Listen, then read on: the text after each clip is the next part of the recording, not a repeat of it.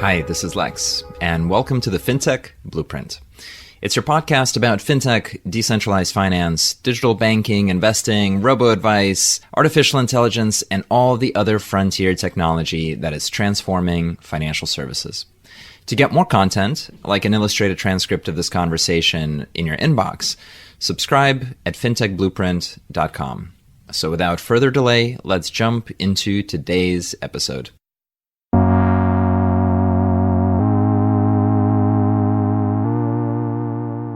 Hi, everybody, and welcome to today's conversation. We are very lucky to have with us today Libor Michalek, who is the President of Affirm. And of course, Affirm is the category-defining BNPL company, but there is so much more to what they've done and accomplished. So I'm really excited to jump into it. Libor, welcome to the conversation.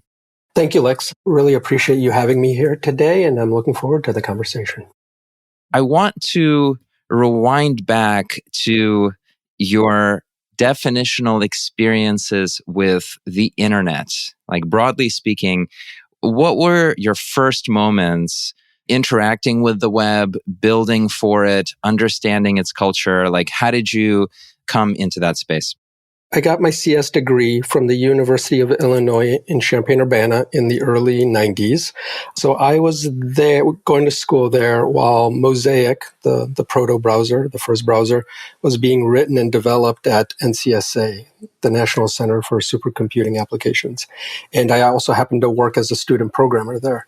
And so I got to see it being developed. You know, when I got to school in 1991, FTP, Gopher, email, Usenet were, all provided to us as students, and we had access, and it was pretty exciting.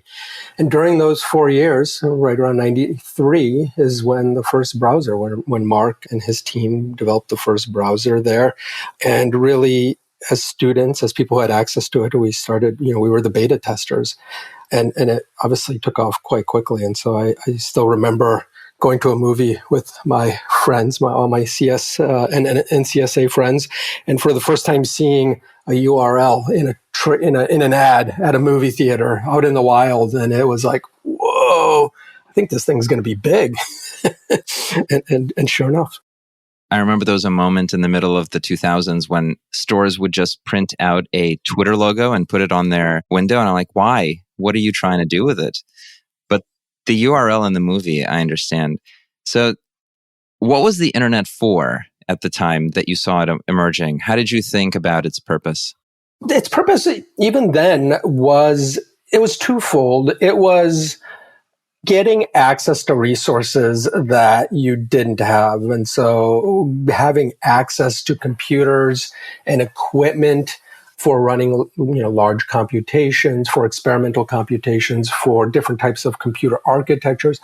So as a CS student, it was really being able to have access to these things without having to be physically there. And that was pretty exciting. And the second piece was information. Even then, even pre-web, it really was about either finding the right person or the right piece of information to understand a specific topic. And so those kind of nascent, remote access and access to information were already there even before the browser. Are those the types of early companies where you spent the first part of your career, like the architecture for information? It was more compute and system design. So I think the first few companies, first few startups I worked on, one was a supercomputer manufacturer, Thinking Machines Corporation. One was a software developer toolkit for building distributed systems, a company called Tellurian. One was a hardware company, which was the first generation of InfiniBand gear, which is data center networking gear, which we sold to Cisco.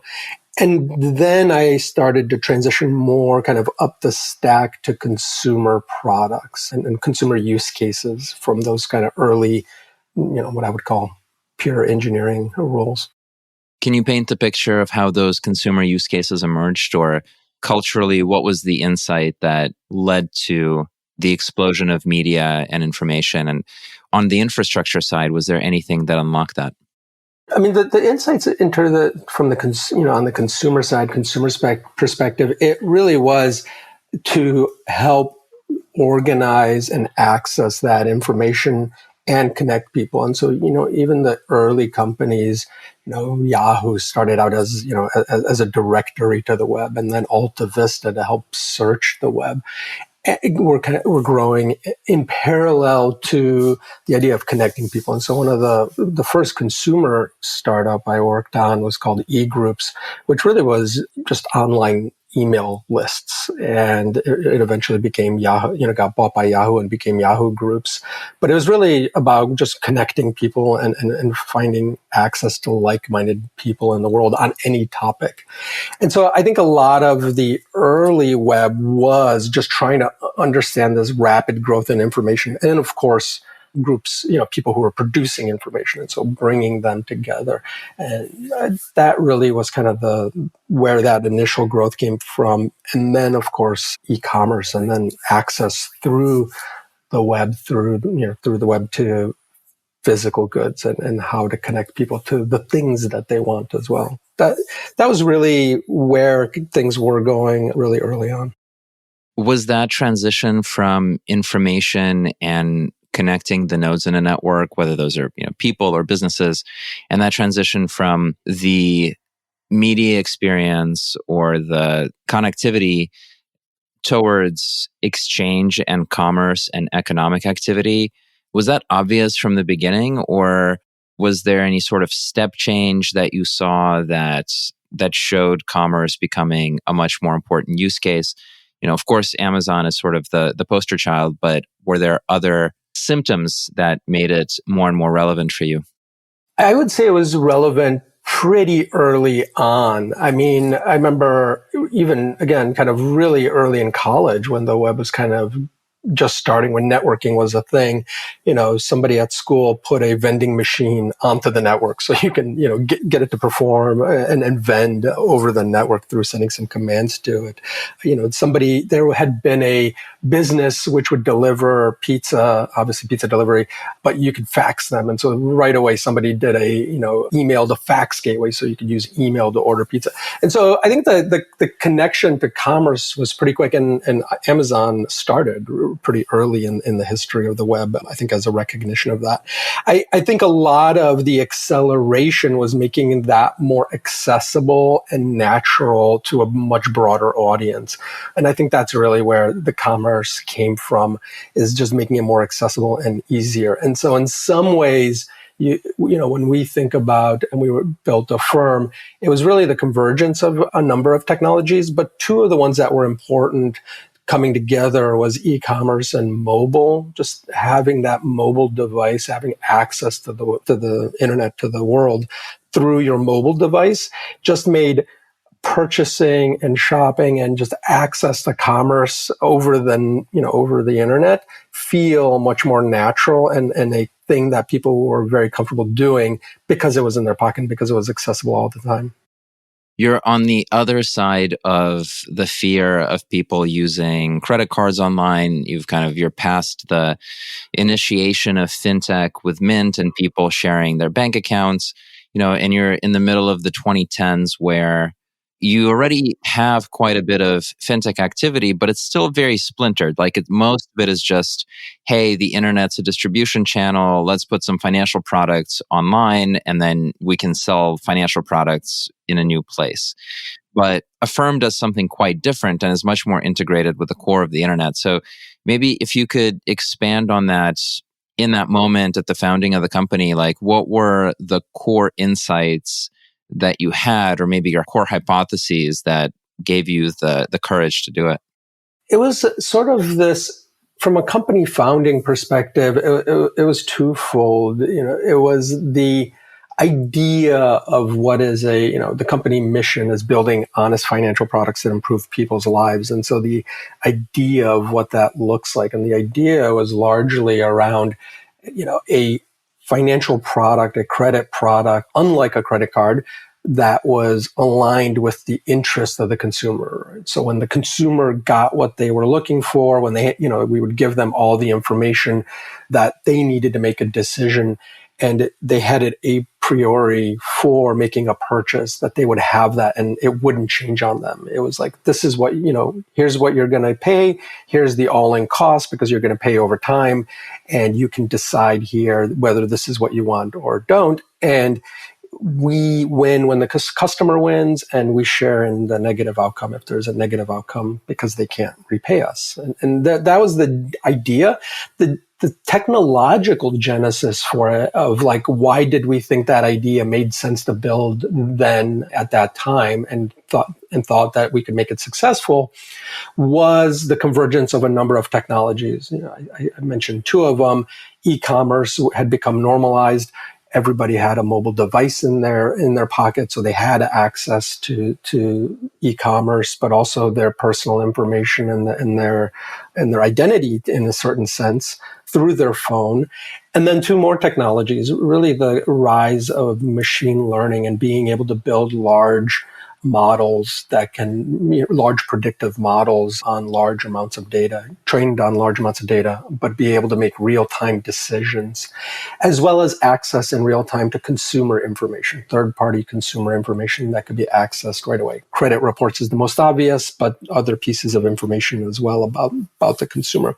And so those four pieces, that they all existed as capabilities we could draw on, really made us feel like, okay, we can build this product. We can do real-time underwriting, real-time pricing, deliver it in a form factor that is understandable to the consumer and easy to understand and relevant in the moment as they're purchasing. And that really brought it together. And from my perspective as an engineer, it was the first time I actually got excited about, or frankly, interested in finance, because it was the first time I saw it as a technology company, as a technology-driven idea where the idea could not exist without those capabilities, those technologies sitting at the core, and us developing them further to deliver a product which couldn't exist without it. So like you said, we went from selling, things that existed in the real world and things that have existed for decades and just selling them on the internet. And that wasn't particularly interesting.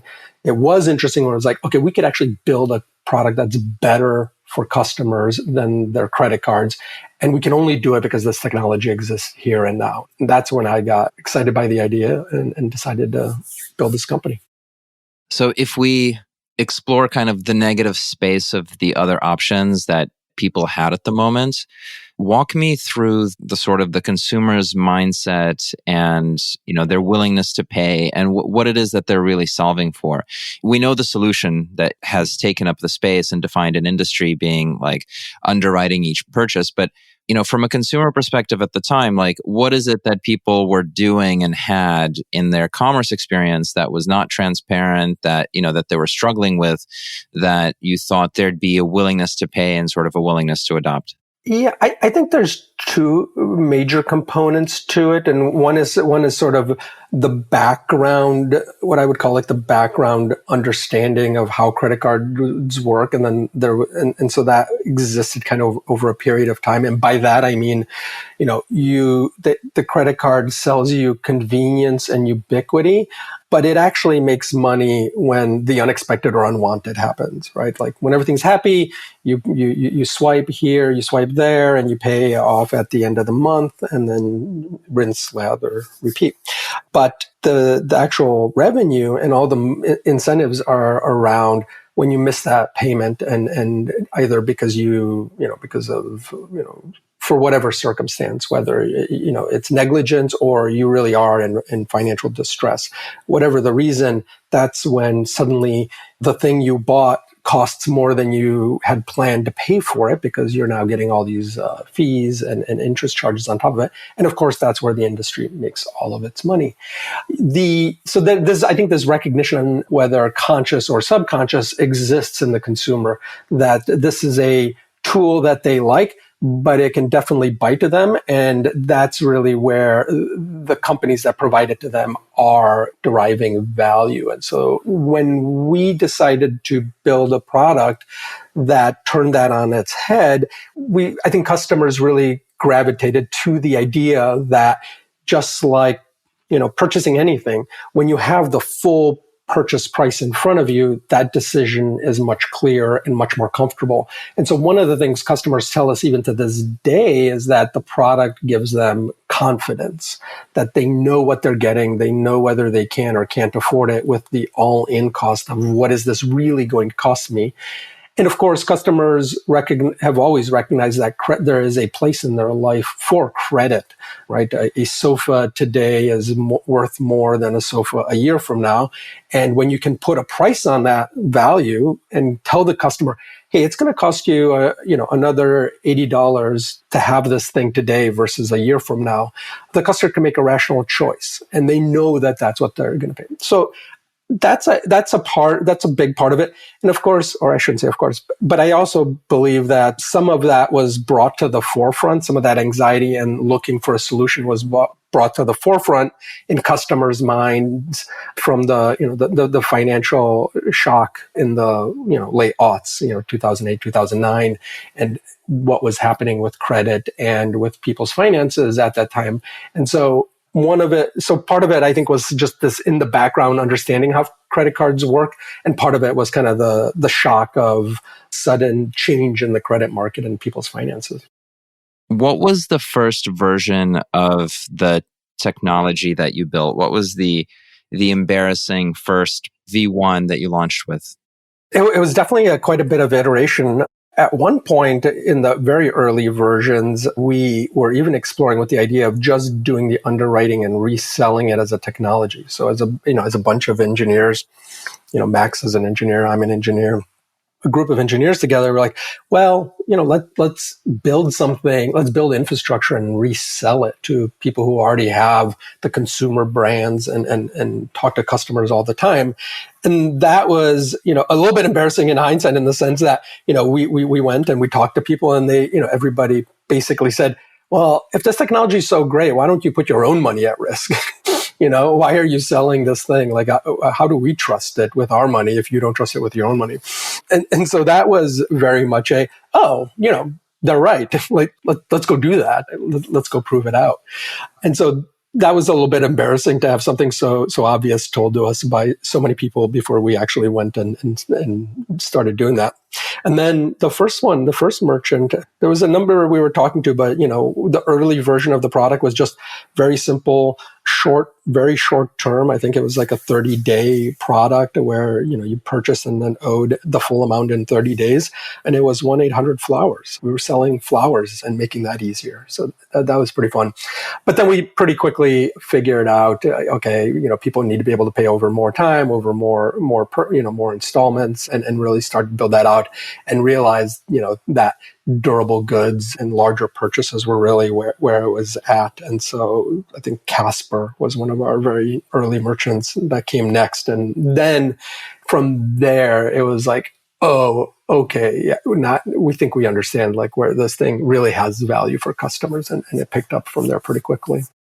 I think in addition to the consumer product innovation, the company also has a really different shape on the go-to-market motion than, a credit card company or a lender that's kind of just indifferent about where it's accepted, and it just integrates into some other payment processors, and that's the end. Whereas for you, like, there's definitely an underwriting component, but there's also an e-commerce, like, integrating into the shopping cart component. There is a payments element to it with interchange. There is a direct-to-consumer experience. Was there a sequencing to building out these different sides of the network? And how did you discover and pace your development in each of these? We pretty early on made a conscious decision and conscious effort to be vertically integrated, to really focus on the full stack, to go right from being directly integrated with the merchants, including how we're promoted on the merchant site, all the way through, obviously underwriting, but then also the capital markets components, the servicing components, the customer support, and how the customer interacts with us around repayment. And we thought about it as, okay, we will vertically integrate. We will have data and access to information, but also efficiencies through that whole journey. and then we will invest in expanding outward. And so it was a sort of depth first approach and with breadth second. That was sort of the traversal mental model that we approached it with. And so a lot of our efforts went into investing. We did invest, obviously starting out small amounts in each of those, in the merchant experience, in the consumer purchasing experience, in the capital experience, in the servicing experience. And obviously, when we were small, pretty rudimentary, although then, as well as now, underwriting and the modeling was always an outsized investment for us. But even when we did the modest investment, it was kind of the full stack, and where we might only have one or two people working on any one of those. And then we said, to scale, we just have to continue to build those out and continue to improve and automate and iterate horizontally as we built them out for more scale, for larger merchants, for more consumers. But the idea was that we would do the full stack from the get-go. I'm begging the question a bit because it's from the outside, I think it's remarkable. And I'm curious if my guess is true or not. But, one of the things that you've been able to do is get integrated into the checkout experience in a way that in many ways echoes PayPal's growth. Mm-hmm. Of course, no bank or credit company has that experience of building out a payment processor that's native to the internet. And so building out a lending product that's native to the internet through e-commerce, I think is very unique and is something that very few people in the world could have done. Were you inspired by Max's prior experience with PayPal? Was there like a rhyme to thinking about the payments part of it and that knowledge of how the checkout works? Or did that follow from starting with the credit product? No, there was definitely a rhyme. I mean, I think the rhyme was more around sort of the insight and motivations that it could be done, that this is something that could actually be, brought to bear with effort and again, with technology and sort of that recognition of, oh, okay, this is like actually possible now with given these foundational technologies that exist. Let's bring them together and let's not, be afraid that it might not work, where instead of building one component and then trying to figure out how to, fit it into the horizontal, layer cake that is payments, we decided to say, like, actually that is a recipe for frustration and slowness. Let's just build the whole thing and maybe make it, pretty rudimentary in each of the specific instances. And then let's go directly to the merchants and have those conversations. And so I think it was sort of both the audacity of saying, like, well, let's do it all, while at the same time sort of a little bit of fearlessness of saying, but that's okay. Like, there's no reason this shouldn't exist and it shouldn't be possible. So let's try it. How did you start working on the machine learning models for the underwriting? There's no credit card that can underwrite every single transaction, which is what you're doing here. And only with the advent of mobile devices can you have proximity payments in a way where you're bringing an intelligent computer to every single transaction. How did you think about starting out on that journey? So Max obviously had worked at PayPal. One of the areas he personally was pretty passionate about was fraud. Nathan Gettings, who also worked at PayPal under Max, was very much understood fraud and fraud modeling. He, after PayPal, became the CTO of Palantir, and then was one of our founders as well, and was at Affirm for the first few years. They really had experience in that fraud modeling, and so really decided like, hey, let's apply this modeling, which has been working pretty well at fraud and which we still do to this day. Let's also try applying it to credit and over a longer time period, this idea of repayment. And it was very much an iterative process. And that was part of it as well, in the sense that early on, the modeling was okay. We ran it in parallel to basically just rules-based decisioning. And were iterating on making it the live model. But we early on, luckily the company was small, but we also lost quite a decent amount intentionally just to put a bunch of loans out into the world, see how they performed, and then gather data on the performance as well as data we were getting about those consumers and their finances primarily, and really understand how that interacted, and just iterated the modeling and steadily improved, the delinquency outcomes that we were getting.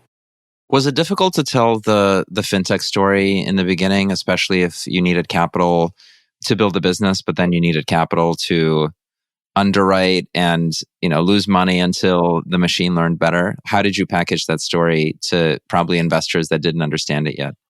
Yes and no. I mean, yes, it's definitely a hard story to tell. I mean, but it is that is, what startups are about, and venture funding. And we had our early venture funding, was really great. Lightspeed and was a fantastic investor, Khosla and a few others.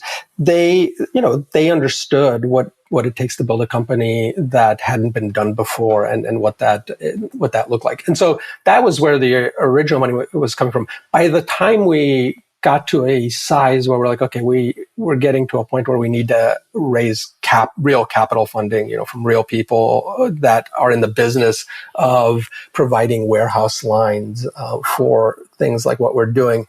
By that point, we'd gotten enough iterations on our models, enough performance data to be able to tell that story. And Jefferies was our first partner there. But, they certainly covered their risk with what they were charging us. So I think they were definitely like, okay, we see the data. This looks pretty good, but we're going to make sure we're not left holding the bag. And I think in retrospect, they feel pretty good about what they got out of it. Or I hope they do. Yeah, sounds the opposite experience from Goldman Sachs and Apple. The lesson there is don't negotiate platform fees with Apple. That sounds reasonable. That sounds like pretty reasonable advice. The only folks who can do it, I think, are the American courts and the Department of Justice. Looking forward to that one. Let's double click on that point around the financial asset. And, from an asset class perspective, if now I'm Jefferies or if I'm an institutional investor and I'm in the job of running some fixed income fund, what does exposure to Affirm's customers look like? Can you characterize on a population level, the riskiness of it, the return profile for institutional investor, like anything you can share about that side of it? There's a couple things about it. Actually, there's a few things about it that I believe that our institutional investors really appreciate. I think the fact that it's short-term lending, therefore means the weighted average life of the outstanding balance is pretty short. I mean, I think for us, it's on the order of 4.5 months. Last time I looked, so 4.5 months. You're turning over a lot of loans, a lot of collateral pretty quickly. So your exposure and your ability to change what you're doing as it relates to the macro environment can change pretty quickly when you have that kind of weighted average life. So that's one piece. The second piece is the purchases are small. And so you can get a pretty robust blend into whatever portfolio you're trying to build of different type of users, different user profiles. And so you've got this small amount, quick turnover, really allows you to blend together very specific outcomes. And then when you look at the customer base, we really do have a broad swath of customers, the full FICO range, and with a lot of spread between how your best customers are performing from a credit perspective as you get into the more challenged areas. And then that again lets you really put together a very specific, outcomes that you're looking for as an investor. And of course, we obviously help them construct what it is that needs to happen. And that's how we think about it, even for the loans that we hold on book ourselves, is really managing it through that lens. Do you find that there's an element of having competed on the credit card use case versus the buy now, pay later use case, and delivering a value proposition that people like and are choosing into. But then on the other side, from the overall exposure on the whole book, like, are you as a result like more performant than, personal loans or credit card loans in terms of the defaults and people paying on time and things like that as well? What we see in the data, that what you're saying is accurate. It does perform better. When we talk to customers and we look at the numbers, so we look at this qualitatively and quantitatively, there's an element to having a very clear, bounded, discrete loan from the customer's perspective is motivating to, it being one of the things that they want to pay off first.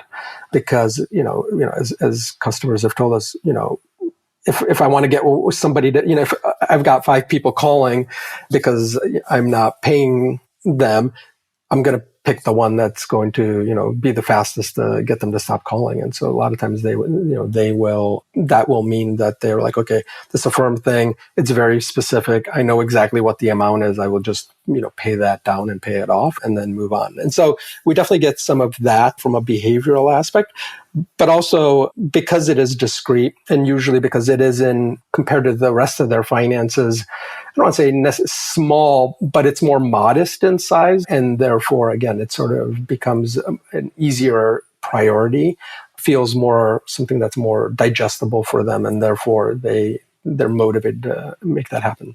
And, it shows up in performance. I think also just the nature of very specific cadence of payments that does lead to the end of the loan is something that also feels very intuitive versus, minimum monthly payment on a credit card can feel like it's going to be something that you're doing in perpetuity, feels Sisyphean. And when you have an alternative, which is like, okay, I'm just going to make 6 more, 8 more, 10 more payments on this thing of this size, that feels much more understandable and much more tenable. Well, it's certainly much more customer centric. On the customer centric point, I mean, that's also one where we feel really important about why we don't charge late fees, for example, or why we don't amortize past the point of what we told you we were going to charge you in interest, even if you're late, even if you get slowed down, because that's part of our, value commitment to the customer is, what you see is what it's going to cost you. And if for some reason you are having trouble, our goal isn't to make that harder for you. Our goal is to actually try to figure out how to make repaying what you owe easier.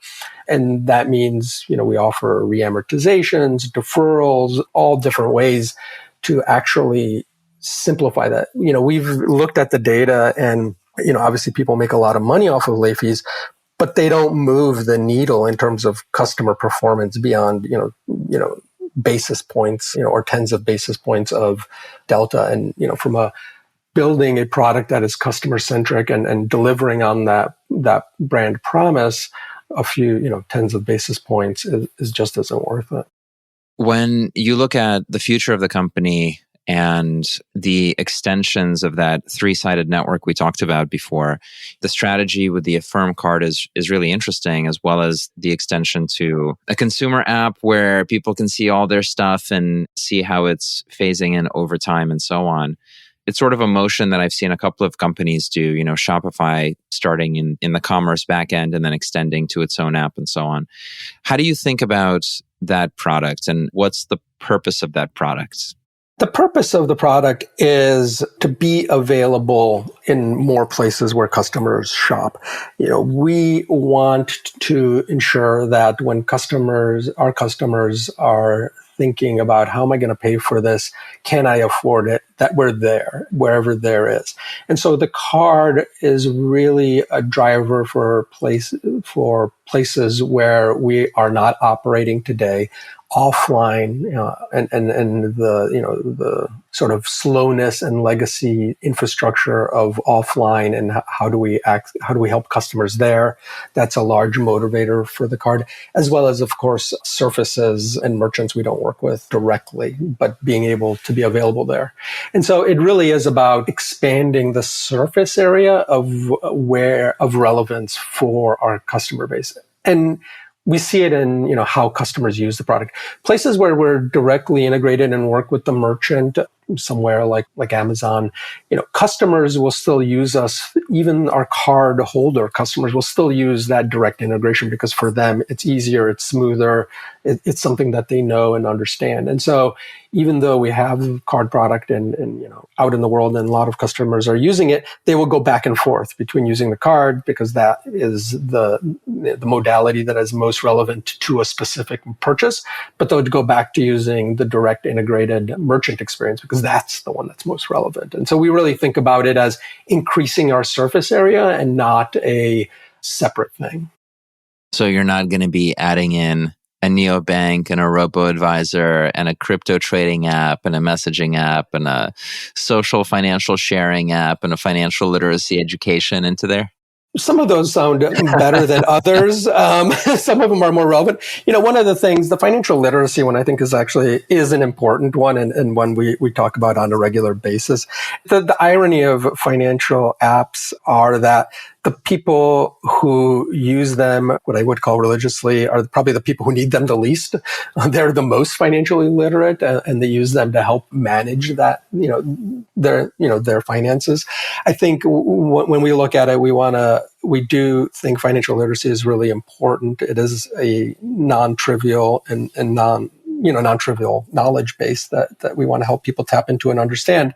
I think it has to be a part of the purchase experience. Otherwise, it doesn't feel relevant for most people and it doesn't connect in a visceral way. And so it is something that we're thinking about, but we actually think about it when we explore those ideas in the context of purchasing and not as a separate thing. Let me ask you about the competition and the space as it's evolved from the moment of founding. You came in and defined the category in a very blue ocean strategy way, right? Like nobody was really doing this. And fast forward almost a decade, of course, Affirm is a very large company, 600 million in revenue, public company worth billions and billions. But at the same time, it's clearly a path that is attractive to others. And so you see a bunch of companies coming into the space and copying the model, lots of B2B pivots of we're going to do buy now, pay later for banks. And the big tech companies are in as well, with Apple trying to create its own products. How do you make sense of folks chasing you and trying to replicate kind of the core offering? Like, what's the signal from that?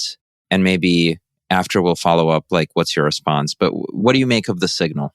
I think the signal is largely a validation of the concept that sort of this knowability and this clarity for accessing credit. And of course, it's a reaffirmation that credit has a place in people's lives, an important place in how they manage their finances. And so I think, largely it's a validation of the market for us. I mean, not that we needed it a ton. Obviously we see it in our own numbers, but it is a sort of reaffirmation of okay, this is a thing. And now that it's becoming something a little bit more ubiquitous and people understand, there's more understanding, and there's a bidirectional between the merchants and the consumer understanding of this being a better way to access credit in a relevant way, that it's something that's here to stay and is going to matter. And so I think that part is definitely encouraging. So how do you navigate that simultaneous expansion of the market and then the squeezing in by a bunch of these different players? What's your approach to the competition? Build a better product is ultimately it. I mean, I think a lot of the competition steps into it or has stepped into it with, short duration, small amount purchases, and the underwriting and the complexity of managing, ultimately lending really gets exponentially more complicated as that duration starts to expand, as the amounts go up, as you layer in, interest in a lot of cases to actually be able to pay for those costs of funds and manage that risk. I think it gets quickly more complicated. And so from our perspective, it is making sure that we continue to build out the product in a way that is relevant to a larger swath of users, a larger share of merchants, and especially a larger share of transactions where people might want to access credit to be able to make those purchases. And so I think in that sense, we talked about, we started out going very vertical and building out those capabilities. Now it is really going wide and covering as much breadth as possible. And we see the competitors having trouble doing that because it is a large investment and one we've made over the last decade of, how do you manage on the capital side, on the risk side, on the fraud side, those kinds of purchases in a way that still feels light and accessible to a wide range of customers. We're coming up on time, so I've got a very broad question for you. And I think it goes to the heart of sustaining advantages in fintech and to culture and leadership. And I'm very interested in your journey. In particular, there are finance companies that want to be technology companies. And there are technology companies that happen to be working on financial services, on delivering finance. What's the difference between the two? From a cultural perspective, from a mission perspective, from a company building perspective? And how would you advise others who are thinking about building in the space on the distinction between the two? Yeah, I think there's two parts to this. The one I touched on earlier, which is technology existential to what it is you're doing? Is that the thing that actually enables the product and the solution that you want to put into the market? Or is it a gloss? Is it an optimization?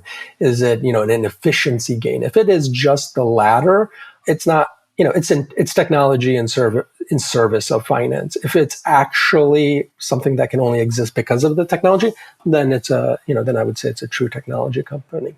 The other piece though, to your point about leadership and technology companies, I think it's important to recognize, and I say this to the team a lot, is that technology is not just software or software and hardware.